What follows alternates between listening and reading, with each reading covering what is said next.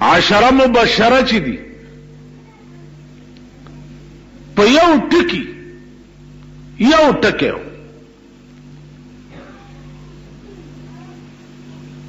مسجد قبلتین کې مدینه منوره کې د اجیانو صاحبانو لیدلې ده. مدینه منوره کې ابتدا کې رسول الله صلی الله علیه وسلم بمنز بیت المقدس طرف ته کول، او چې د اسلام قوت او زور پیدا شه نو الله ورته وی چې قد نرى تقلب وجهك في السماء فلنولينك قبلة ترضى. زه ګورم چې ستا په زړه کې څه تمنا ده. تمنا دې دا ده چې خدای ما هغه کعبه ته واړوه چې کومه کعبه زما نیکه ابراهیم علیه السلام جوړه کړې. نو فلنولینک قبلة ترضى، زر دې چې هغه قبله ته به دې واړوم چې ته پې راضي کېږي. نو منځ کې ولاړ دي، 2 رکعاته شوي او 2 پاتې دي، او وحی راغله چې فول وجهک شطر المسجد الحرام، مخ وګرځوه د کعبه طرف ته.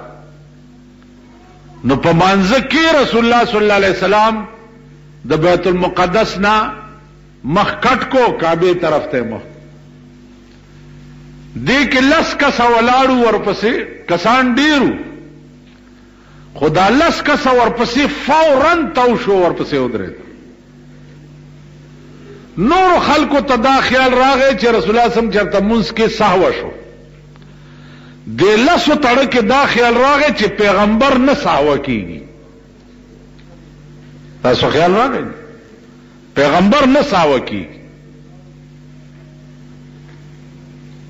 نو چې منځ شو نو وحی رااله چې د 10 کسو ته وایي چې الله وی تاسو په ژوند جنتیان یې.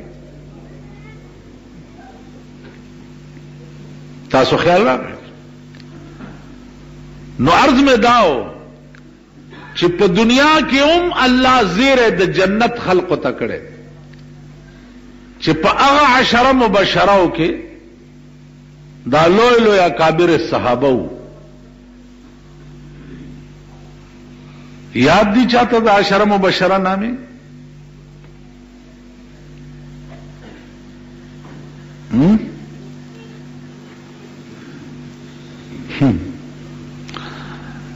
بے نظیر نامہ درزی خدای مرکا خدای بندگانو ابس و مرم تیر په خدای قسم چې په دې خپل ژوند ډېر خپېمانه یې، ډېر بخپېمانه یې. انټرویو به اغسته کیږي.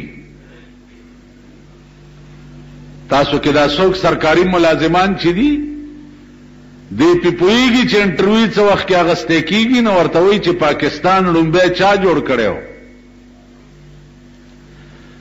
نو چې کوم الک له نو ورځي چې پاکستان لومبه چا جوړ کړو نو انټرویو کې فیل شي. تپوس دیو کی چې په ټوله دنیا کې 100 بادشاہان دي، په ټوله دنیا کې 100 بادشاہان دي، او دل نه ورځي نو په انټرویو کې فیل شي.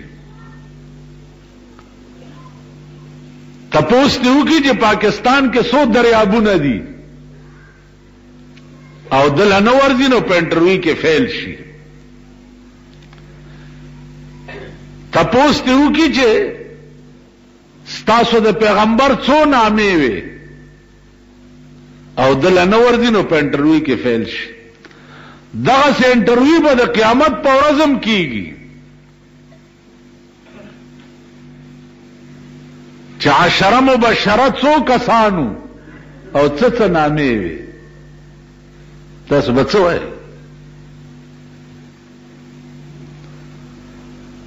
نو ستاسو ژوند چې دی د لیونی خوب دی. د لیونی خوب څنګه وي؟ اے بزرگوئی زندگی خواب ہے دیوانے کا،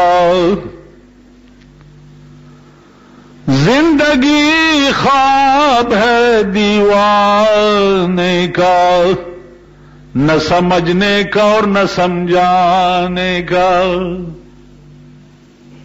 زندگی خواب ہے دیوانے کا، نہ سمجھنے کا اور نہ سمجھانے کا. دا ژوند د لیونی خوب دی. لیونی چې خوب وګوري نه په خپله پې پوهېږي او نه پې بل پوهولی شي. نو زمونږ ژوند چې دی د لیونو ژوند دی، نه په خپله پوهېږو او نه بل پوهولی شو. بس عمرم هیڅ په خوند د ژوند پوه نه شو او زندګۍ هم څه خوند ونه کړو. که تاسو خیال وکئ د ما دې جومات ته دا غریب خلک ډېر راځي، دا غوړ غوړ دې ځای نه تښتي، ځکه چې دلته د کونیانو ستنې وي کله کله، دا خانان مانان چې دي دا دلته نږدې نه راځي. هغه ستن د کونیانو نه ماشوم ته چې ستن داسې لرې نه ښکاره کړي نو په ټوپونو شي. نو تاسو دا غریب خلک خیال وکئ چې د موره پیدا شوئ نوم خوار وئ، چې رالوی شوئم خوار یئ، چې ځوانان شوئم یو دوه ورځې وادم چې ډولۍ سره په منډه منډه روان یئ، چېرته سپېره غوندې ډولکي مار در سره و، او چې د واده دوه ورځې دې تېرې شویم د خدای په قهر اخته شوې، د وریځو پیسې راوړه او د غوړو راوړه او پلانې قرض راوړه او ډینګلی قرض راوړه، مور دې بیا شر شو کوي. نو مور پلی دې ته وایي چې خو هم ته پې ګډې دي بېختي وزه او زه څه چلو کړم. تاسو خیال راغی دی. نو ټول عمر هم سپېره په بد حال او د خدای په قهر کې اخته تېر شوی او د دین میدان کې هم بیا دا پوزیشن دی چې د 16 نه په 15 نه پوي. اوس په ایمان وایي چې 99% څه چې 100% مسلمان داسې دی که دومره تپوس ته وکړي چې دا پیغمبر ته پیغمبر ولې وایي، پیغمبر ورته ولې وایي.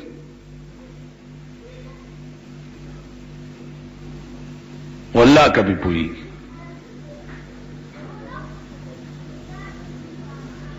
ته د چا په مذهب امام ته امام ولې وایي؟ د امام څه معنا ده؟ مذهب ته مذهب ولې وایي؟ دین ته دین ولې وایي؟ نو زما عزیزانو عرض مې داو چې خوشه بس عمر د دې قوم تیر په عظیم قهر اخته قوم دی. وقتی طور د سارورونه دي خو چې واخه وګوري یا بوس وګوري په اور منډه رستو انجام ته سوچ نه کوي چې انجام به څه. زمونږ مثال د څه دی لکه یو دوه ښځې وې زړې زړې ډېرې زړې وې، نو د یو دوه هلکانو جګړه وه، یو وی چې خدای لوی دی او بل وی چې رسول لوی دی. نو په جګړه کې زړو ښځو ته ورله چې تروریانو زما او د ده جګړه ده، دی وی چې خدای لوی دی او زه وایم چې رسول لوی دی. نو تاسو خو سپین سرې یئ، مشران لږ په خبره پوهېږي، اوس خدای لوی دی که رسول لوی دی؟ زړو ورته وی چې خدای دې ستاسو دواړو بیړه غرق کړي. خدای او رسول پکې کم ځای نه راوویستو. زمون خدا سے ښه زمانه تېره شوې ده چې یو شاه دوله او یو شاه منصورو دوه ملکانو د کلي فیصلې به کولې. تاسو د نوې زمانې پکې خدای او رسول هم را پیدا کړو. تاسو هغه خلک نو شاه دوله او شاه منصور پسې ګرځئ.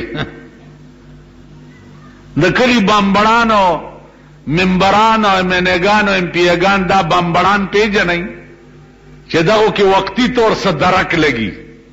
اوس عشره مبشره کې څه درک لګي چې ته نامې زده کې، یا پیغمبر کې څه درک لګي چې ته نامې زده کې. تاسو خیال راغی.